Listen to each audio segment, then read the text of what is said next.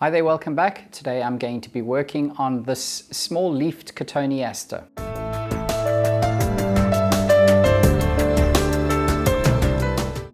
If you find the following content helpful, then you can thank me by clicking the thanks button just below the video. This tree was in fact grown from a cutting taken from a developed tree that I have blogged about as well as done a video on. It's been developed in this rather large or oversized terracotta container, and this was in order to give me the space for the roots to develop, have a really strong tree so that I could develop those sacrificial branches that I needed in order to develop the initial structure. I've decided that I'm now going to repot this tree into a more deserving container. The timing of this work is middle of spring.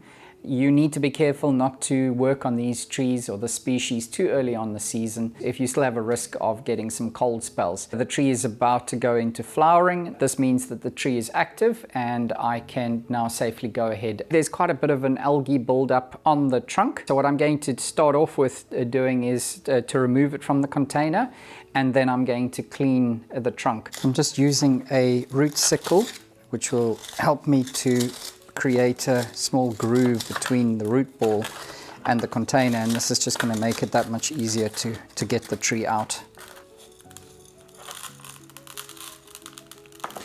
We can see from the root ball that the tree is actively growing, which is a good sign. Cleaning this tree is also going to give me an opportunity to try out a new toy that I've got, actually used in the silk screening industry to remove ink from t-shirts or fabric. Probably have seen it being used in the bonsai context to clean gin and to clean trunks off. It is adjustable, so I've adjusted the pressure as low as I can because otherwise it's going to take off some bark.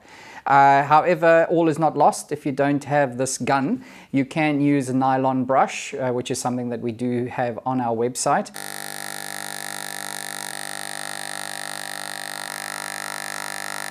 With that done, I can now move on to the repotting stage. For somebody who doesn't grow a lot of shohin, I certainly seem to have quite a number of shohin sized containers, but I suppose who can resist a good looking container when you see one? So I've selected a couple that I thought might be appropriate for the tree. The challenge is of course deciding on which one to use, but it is always nice to have a selection of containers available or at your disposal to select from when you are repotting trees. So I'm just going to remove some of the root ball and the growing medium just so that I can get it into the containers so I can see what it looks like. This is the contemporary Chinese. Color works quite nicely, particularly when the flowers are just about to open that pink color. So it complements that quite nicely, works quite nicely with that, also with the color of the trunk. And there's an interesting contrast between because it's quite a reddish color of clay, terracotta color, and that complements the green of the foliage quite nicely. The size is also great, so I think this is a very strong contender for the pot to be used. The color of this container, the older Chinese container, I like the decorativeness of the container, but the size of it is just doesn't make it suitable for this size tree. The next container is the economy Japanese, from the Yokkaichi range. I love the color. It's a glazed container. It's the only glazed container of this size that I thought is remotely suitable that I have. I would seriously consider using it, but again, I think it's just too deep. This is the Bigei container. His containers are very famous for the patina that he creates on them, which gives the appearance of age, although this container is actually still brand new. I love the tree and container combination. The last option is the Yamaki container, which is a very geometric design with a relief on it, beautifully made. You can certainly understand why Yamaki pots were so sought after around the world. Like the color, it's quite dark, so it tends to recede a little bit. It's not in your face at all.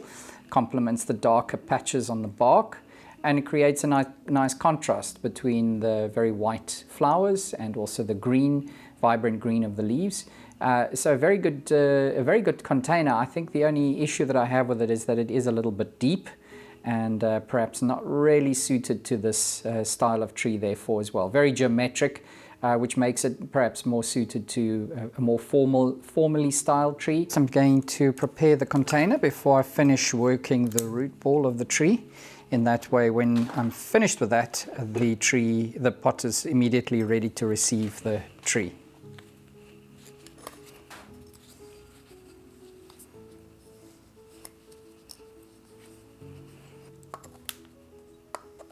To ensure that the tree can't fall out of the container or be disturbed, I'm just going to put some tie-down wires through the holes that are provided for that. Always bend the wire with a pair of pliers, and then you get a nice bend. Then you don't get wire scratching the surface of your table or whatever you decide to, whatever you place the tree on top of. And that's the container is now ready. For a so-called drainage layer, I'm going to put small particle akadama down, and because I'm using small, it's going, and then fine at the top, it's going to dry more evenly, because obviously the larger particles have more airflow between them. Now I can secure my tree into the container using the wires that I've got for that purpose. Always check the angle of your planting angle, make sure that it's correct, because it can be, that balance could be thrown off when you are securing it. Now to fill up the gaps around this, I'm going to use fine akadama. So it's pure akadama, nothing else mixed to that, and the fine particle. Generally speaking, fine akadama is very useful in situations like this with shohin and other small sized trees. Now I'm just going to work that in with the chopstick. This is just to remove any cavities that the media might not have fallen into. And it's easiest to work with the growing media when it's still dry, because it flows that much better. If it's wet, then it tends to stick to one another. You also don't want to overwork the media, because it can create unnecessary dust this way. You'll feel when your chopstick doesn't jab as deeply, and it feels tighter or feels more compacted, then you know that you've done a good job and can stop.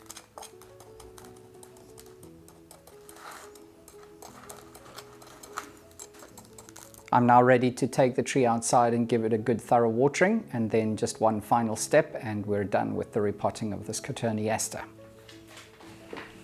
If you found that content helpful and you'd like to thank me for it, please do so now by clicking the thanks button just below the video. Putting a bit of top dressing on.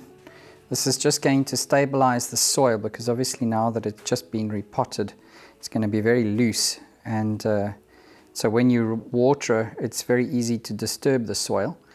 So by putting top dressing on, it just keeps the soil together and helps to prevent erosion of the soil. And also very much encourages surface rooting to form as well. You can see that I went with the Bigei container. I hope you liked my choice. And it's always so fulfilling when you've developed a tree for a number of years in a growing or development pot, and then to put it into a bonsai container. I'm now going to put the tree into a shaded spot, protected, and then as it shows clear signs of recovery from the repotting, then I will move it to progressively more sun. So thanks very much for watching. Until next time, next Friday, when I post the next video, do take care and look forward to seeing you again then. Bye-bye.